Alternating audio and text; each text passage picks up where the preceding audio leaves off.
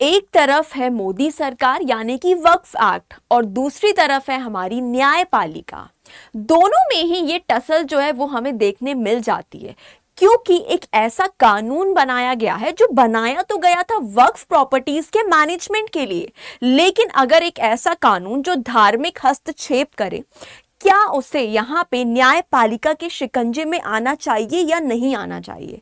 तो इसी चीज को सुप्रीम कोर्ट ने यहाँ पे ये कहा है कि वक्फ एक्ट के पूरे तो नहीं लेकिन कुछ प्रोविजन ऐसे हैं जिन पर अभी फिलहाल के लिए रोक लगाने की जरूरत है जब तक कि फाइनल वर्डिक्ट नहीं आ जाता है।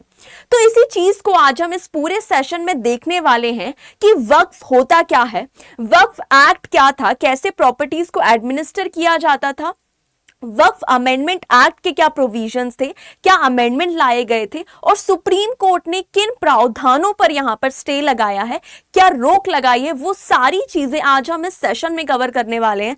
तो स्टूडेंट्स जुड़े रहिए इस सेशन के एंड तक। हेलो एवरीवन, मैं Muskan and I welcome you all to our YouTube channel study IQ judiciary. तो हम यहाँ पे बिल्कुल कट टू कट बात करने वाले हैं। हम यहाँ पे ये देखने वाले हैं कि पहले वक्फ होता क्या है, वक्फ को एडमिनिस्टर कैसे किया जाता था यहाँ पे, और यहाँ पे क्या प्रावधान, क्या अमेंडमेंट लाए गए थे, क्या संशोधन थे, और उसके बाद हम ये देखेंगे कि क्या यहाँ पर स्टे लगाया गया है। And before that, this is my Telegram channel Muskan ma'am study IQ judiciary. तो अभी तक अगर आप नहीं जुड़े हैं तो जुड़ जाइए, क्योंकि यहाँ पे आपको इन सेशन की PDF तो मिलेगी और साथ ही साथ आपको यहाँ पे मुझसे इंटरेक्ट करने का मौका भी मिलेगा। अगर आपको कोई डाउट है तो वो भी आप यहाँ पे मुझसे पूछ सकते हैं। एंड स्टूडेंट्स, अभी जैसा कि MP UP सारे एग्जाम्स लाइन अप हैं, तो इस चीज को देखते हुए यहाँ पे आप कोई भी बैच ले सकते हैं by using my code that is MUK100। चलिए तो हम स्टार्ट करते हैं। एंड सबसे पहले सुप्रीम कोर्ट ने, मैं आपको यह बता दूं कि सुप्रीम कोर्ट ने यहां पे स्टे कर दिए हैं कुछ प्रावधान वक्फ अमेंडमेंट एक्ट के। हमारे यहां था वक्फ एक्ट, ठीक है। अब वक्फ में यहां पे कुछ बहुत सारे ऐसे प्रोविजंस थे जो सरकार को यहां पे अच्छे नहीं लगे, तो उस चीज में अमेंडमेंट लेकर आई सरकार। अब यहां पे जब अमेंडमेंट लेकर आई तो आपको पता है कि जो वक्फ का कॉन्सेप्ट है, जो वक्फ का कॉन्सेप्ट है वो यहां पे किससे डील करता है, वो यहां पे मुस्लिम प्रॉपर्टीज, जब मुस्लिम्स अपनी प्रॉपर्टीज को फुली डेडिकेट करते हैं in the name of religious या फिर चैरिटेबल पर्पसेस के लिए, तो वो उसको हम वक्फ कहते हैं। तो उस चीज को यहां पे एडमिनिस्टर करने के लिए सरकार क्या लेकर आई, अमेंडमेंट लेकर आई। तो उस चीज का यहां पे पिटिशनर्स ने, काफी सारे लोगों ने यहां पे विरोध किया कि ये हमारे धार्मिक उससे क्या है, हस्तक्षेप किया जा रहा है। हमारा जो यहां पे राइट है, राइट टू रिलीजन है, वो यहां पे क्या हो रहा है, इंटरफियरेंस किया जा रहा है। तो इस चीज को यहां पे चैलेंज किया गया था। तो वो सारी चीजें हम यहां पे देखते हैं। सबसे पहले हम थोड़ा सा यहां पे कॉन्सेप्ट जानते हैं कि वक्फ का कॉन्सेप्ट क्या होता है। तो देखो, वक्फ का मतलब क्या होता है कि waqf is a permanent dedication by a person of movable और immovable property for religious, pious और चैरिटेबल पर्पस। हमारे जैसे हमारे हिंदू लॉ में जब हम ट्रस्ट करते हैं, है ना, हम अगर प्रॉपर्टी को क्या करते हैं, ट्रस्ट में देते हैं, तो हम भी एक तरीके से उस प्रॉपर्टी को नोबल या चैरिटेबल कॉज के लिए देते हैं। वैसे ही under the Muslim personal laws भी जब एक पर्सन क्या करता है, जब यहाँ पे प्रॉपर्टी को परमानेंटली डेडिकेट कर देता है, किन उद्देश्यों के लिए, या तो वो कोई चैरिटेबल पर्पस होते हैं या फिर कोई वो रिलीजियस पर्पस हो सकते हैं। तो उस चीज के लिए जब पर्सन जो है वो परमानेंट डेडिकेट करते हैं अपनी प्रॉपर्टीज को, तो उसको हम वक्फ बोलते हैं। Once declared, a waqf is generally irrevocable. The property remains dedicated for the charitable purposes. और एक बार अगर प्रॉपर्टी वक्फ में चली जाती है तो फिर आप उसको वापस नहीं ले सकते हो, क्योंकि यहां पे क्या होता है, ये परमानेंट डेडिकेशन होता है, ये इररिवोकेबल होता है, इसको आप वापस नहीं ले सकते हैं। उसके बाद अगर हम ये देखें कि लीगल फ्रेमवर्क क्या है वक्फ का, कि इंडिया में जो वक्फ की प्रॉपर्टीज है वो किस तरीके से गवर्न होती थी, कैसे उनको गवर्न किया जाता था। तो सबसे पहले अगर हम बात करें यहाँ पे मुसलमान वक्फ वैलिडेटिंग एक्ट, जो कि 1913 और 1930 का था। मुसलमान वक्फ एक्ट 1923, यहाँ पे early regulations on Waqf properties accounting under the British pre independence regime, मतलब ब्रिटिशर्स के एरा के टाइम पे जब वक्फ प्रॉपर्टीज को रेगुलेट किया जाता था तो वो इन लॉज से किया जाता था। उसके बाद हमारे यहाँ क्या आया, वक्फ एक्ट 1954 आया, मतलब आफ्टर इंडिपेंडेंस जो आया आपका वक्फ एक्ट आया 1954। Post independence reform set up the state Waqf boards, और जैसे ही ये लॉ आया आपका वक्फ एक्ट 1954, इससे ही क्या कॉन्सेप्ट आया था, स्टेट वक्फ बोर्ड बनाने का कॉन्सेप्ट आया था जो रेगुलेट करते हैं वक्फ की प्रॉपर्टीज को। ठीक है, उसके बाद बात आती है वक्फ एक्ट 1955 की, सॉरी 1995 की, रिपील द 1954 एक्ट। अब इसने क्या कर दिया, इसने पहले वाले जो हमारा 1954 का एक्ट था उसको रिपील कर दिया और इसने strongest legal framework lay down किया, define the roles management, created the waqf council and the waqf tribunal. और वक्फ एक्ट जब 1995 आया तो यहाँ पे एक बहुत ही स्ट्रॉन्ग लीगल फ्रेमवर्क यहाँ पर स्टैब्लिश किया गया। यहाँ पे जो वाकिफ होते हैं, जो मुतावली होते हैं, जो मैनेज करते हैं पूरे वक्फ की प्रॉपर्टीज को, तो उनके क्या रोल्स होंगे, उनके क्या राइट्स होंगे, उनके क्या ड्यूटीज होंगे, वक्फ काउंसिल कैसे रेगुलेट होगी, वक्फ ट्रिब्यूनल कैसे काम करेंगी, तो ये सारी चीजें यहाँ पे बताई गई। अब उसके बाद 2025 में क्या हुआ, 2025 में सरकार लेकर आ गई अमेंडमेंट। ठीक है, अमेंडमेंट लेकर आ गई इसी एक्ट में, 1995 वाले एक्ट में। Introduce the some modification, more accountability, representation and restriction. अब गवर्नमेंट ने देखा कि यहाँ पे बहुत सारी जो ऐसी प्रॉपर्टीज हैं, वक्फ प्रॉपर्टीज, उनका प्रॉपरली यहाँ पे मैनेजमेंट नहीं हो पा रहा है।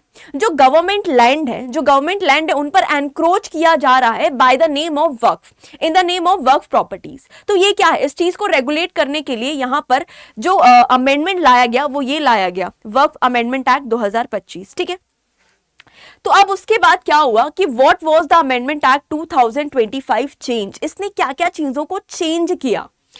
तो सबसे पहले अगर हम देखें, क्योंकि देखो हमें यह जानने के लिए कि सुप्रीम कोर्ट ने अभी किन किन प्रावधानों पर, अमेंडमेंट के जो क्या क्या प्रोविजंस थे उन पर स्टे किया है, पहले हमें यह जानना जरूरी है कि यहाँ पे अमेंडमेंट कहां कहां पर किया गया था।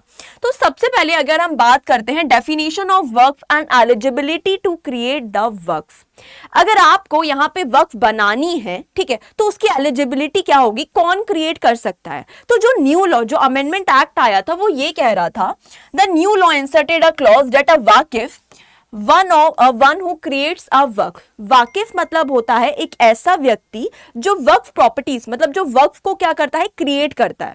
जैसे हमारे यहाँ ट्रस्टी होता है, ट्रस्ट को जो क्रिएट करता है, वैसे ही यहाँ पे वाकिफ होता है।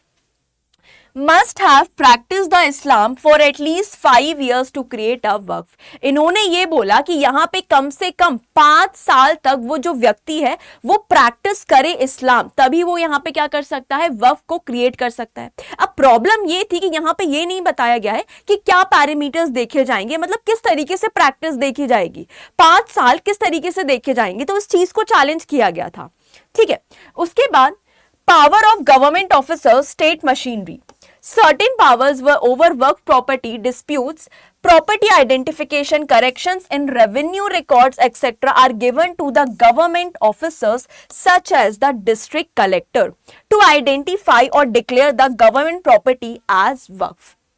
अब यहाँ पे क्या था कि इन्होंने बोला कि ये जो गवर्नमेंट ऑफिसर्स है, मतलब certain powers over the Waqf property dispute, identification, correction, वो किसको दे दिए गए थे। अब जैसे यहाँ पे तो अलग से वक्फ ट्रिब्यूनल वगैरह बनाई गई थी, लेकिन इन्होंने क्या किया, इन्होंने ये बोला कि अगर यहाँ पे कोई भी वक्फ प्रॉपर्टी क्रिएट होती है तो उस केस में यहाँ पे जो भी डिस्प्यूट है ना, जो भी करेक्शन हो गया रिकॉर्ड्स में, यहाँ पे अगर कुछ करेक्शन करवाना है तो वो कौन करेगा, गवर्नमेंट ऑफिसर्स करेंगे, जैसे कि हमारे कलेक्टर हो गया, डिस्ट्रिक्ट कलेक्टर हो गया।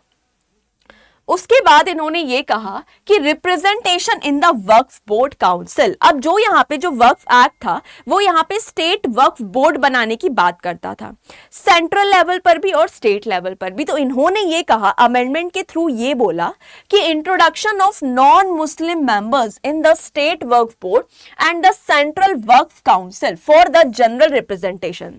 तो यहाँ पे अमेंडमेंट ये आया कि अब जो वक्फ बोर्ड बनाया जा रहा है उसमें यहाँ पे नॉन मुस्लिम मेंबर्स को भी इंक्लूड किया जाएगा। और यहाँ पे कुछ ज्यादा मेंबर्स को इंक्लूड करने की बात की गई थी। तो इससे इन्होंने पिटिशनर्स ने ये बोला कि ये हमारे रिलीजियस राइट्स में इंटरफियरेंस क्रिएट करेगा, क्योंकि अगर यहाँ पे नॉन मुस्लिम्स वक्फ बोर्ड की काउंसिल में होंगे तो इससे इनके राइट्स को यहाँ पे क्या होगा, इनके राइट्स अफेक्टेड होंगे उस चीज से। तो इस चीज को भी चैलेंज किया गया था। Removal modification of the older doctrines, yes, यहां पे ये जो एक कॉन्सेप्ट था वक्फ बाय यूजर का, वक्फ बाय यूजर का मतलब क्या है कि अगर कोई पर्सन बहुत टाइम तक उस प्रॉपर्टी को क्या कर रहा है, यूज कर रहा है ना, कि where the land over time for religious charitable purpose might be deemed a waqf even if not formally declared being omitted. इनका ये कहना था, वक्फ बाय यूजर का कॉन्सेप्ट ये था कि यहाँ पे अगर कोई भी पर्सन है जो बहुत टाइम तक उस प्रॉपर्टी को यूज कर रहा है, तो उसके प्रॉपर टाइम मतलब इतने टाइम तक अगर वो उसको यूज कर रहा है तो हम मान लेंगे कि वो वक्फ प्रॉपर्टी ही है, हम उसको डिक्लेयर कर देंगे, भले ही यहाँ पे फॉर्मली उस पर्सन ने डिक्लेयर ना किया हो कि मैं उस प्रॉपर्टी को वक्फ में देना चाहता हूँ, लेकिन अगर वो सिंपली अपने उस यूज से लॉन्ग टाइम यूज में अगर वो बना हुआ है तो उसको हम मान लेंगे कि वो वक्फ प्रॉपर्टी के केस में आ जाएगा। तो इस प्रोविजन को जो वक्फ बाय यूजर है इसको यहां पे ओमिट कर दिया गया था बाय वे ऑफ अमेंडमेंट, ये कहते हुए कि यहां पे ऐसी बहुत सारी गवर्नमेंट लैंड है जो वक्फ प्रॉपर्टी के नाम पर एनक्रोच की जा रही है बाय यूजिंग दिस कॉन्सेप्ट, तो इसीलिए इसको यहां पे ओमिट करने की बात की गई थी, ओमिट किया गया था। तो इस चीज को चैलेंज किया गया कि इससे क्या होगा कि बहुत सारी ऐसी प्रॉपर्टीज जिनका यहां पे फॉर्मल रजिस्ट्रेशन नहीं है, जिनके पास फॉर्मल डीड नहीं है, वो यहां पे क्या हो जाएंगी, सारी नलीफाई हो जाएंगी। लेकिन गवर्नमेंट का कहना था कि ये जो हम रूलिंग निकाल रहे हैं, ये जो वक्फ बाय यूजर का कॉन्सेप्ट है, वो यहां पे क्या होगा, वो यहां पे प्रोस्पेक्टिव है, वो यहां पे रेट्रोस्पेक्टिव नहीं है, ठीक है, वो यहां पे क्या है, प्रोस्पेक्टिव है। तो अब जो यहां पे ऐसी प्रॉपर्टीज आएंगी वहां पे ये लॉ एप्लीकेबल होगा, ठीक है। तो ये गवर्नमेंट की तरफ से तर्क थे, लेकिन पिटिशनर्स ये कह रहे थे कि ये हमारी प्रॉपर्टीज जो इतने सालों से चली आ रही हैं उनको यहां पे क्या कर देगा, पूरा नलीफाई कर देगा। तो इस चीज को भी चैलेंज किया गया था। अब हम ये देख लेते हैं what points were challenge by the petitioners. अब देखो पिटिशनर्स के द्वारा तो ये पूरा अमेंडमेंट एक्ट ही चैलेंज किया गया था, पूरा अमेंडमेंट एक्ट चैलेंज किया गया था। क्या क्या इन्होंने चैलेंज किया था, that the 5 years practising Islam requirement is discriminatory and arbitrary violation of equality freedom of religion, कि ये जो 5 साल की प्रैक्टिस आपने लगाई है ये हमारे लिए क्या है, ये डिस्क्रिमिनेटरी है ना, ये आर्बिट्रेरी है, ये हमारे राइट से इंटरफेरेंस क्रिएट कर रही है।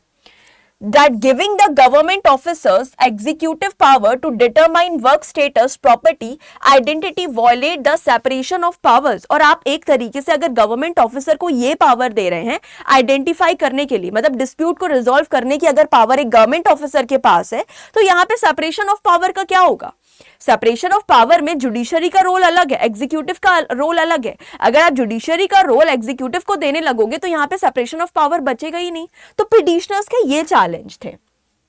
उसके बाद अगर हम बात करें इंक्लूजन ऑफ नॉन मुस्लिम्स, कि भाई अगर वक्फ बोर्ड में नॉन मुस्लिम्स आपने इंक्लूड कर दिए हैं तो इससे हमारा जो राइट है, right to management of religious affair, वो अफेक्ट हो ही रहा है यहाँ पे। और removing the waqf by user, कि भाई इन्होंने यही चीज चैलेंज की, ये सारे पॉइंट्स पिटिशनर्स के द्वारा चैलेंज किए गए थे। वक्फ बाय यूजर भी इन्होंने चैलेंज किया, किस तर्क पे, यही कि ये जो पहले की प्रॉपर्टीज चली आ रही हैं उनका अब क्या होगा, ठीक है। तो अब what the supreme court recently state, तो सुप्रीम कोर्ट ने क्या क्या चीजों को स्टे किया है अब हम वो देख लेते हैं। कि practising the Islam for 5 years clause, जो 5 साल वाला क्लॉज है कि यहाँ पे 5 साल तक आपको प्रैक्टिस होनी चाहिए, इस चीज को कोर्ट ने स्टे कर दिया है, ठीक है। तो यहाँ पे the requirement that the waqif must show or demonstrate that he is practising Islam for 5 years to create a वर्क, court found that this requirement prima facie unsustainable as there is no clear mechanism to determine what qualify as practicing Islam। तो supreme court ने कहा कि जब तक final verdict नहीं आता हम इन चीजों पर स्टे लगाना चाहते हैं। कैसे कि यहाँ पे ये जो प्रैक्टिस है, यहाँ पर कोई क्राइटेरिया ही नहीं बताया गया है कि किस तरीके से आप ये डिटरमाइन करेंगे कि वो पर्सन प्रैक्टिस कर रहा है इस्लाम को या नहीं कर रहा है। तो इस पर स्टे है अभी, ठीक है। Then after certain part of section 3C about the identification declaration of government other property as waqf, the code state section 3C these parts allow government officers to identify declare property as waqf. अब ये जो government officer वाला clause था जहां पे collector को power दी गई थी डिस्प्यूट को डिसाइड करने की, उसको भी यहां पर स्टे किया गया है, ये कहते हुए कि ये यहां पे क्या कर रहा है, सेपरेशन ऑफ पावर को वॉयलेट कर रहा है। Also state the provision that allow the third party rights to be created over the disputed property in the meantime। अब इस बीच में अगर जो थर्ड पार्टी के राइट्स यहाँ पे क्रिएट हो जाते हैं तो उसको भी यहाँ पर स्टे करने की बात की गई है जब तक कि फाइनल एडजुडिकेशन नहीं हो जाता। इंक्लूजन ऑफ नॉन मुस्लिम्स, तो यहां पे पहले बहुत सारे मेंबर्स को इंक्लूड करने की बात की गई थी, non Muslim being non Muslim, लेकिन उस चीज को यहां पे कम किया गया है, उस चीज को डिक्रीज किया गया है।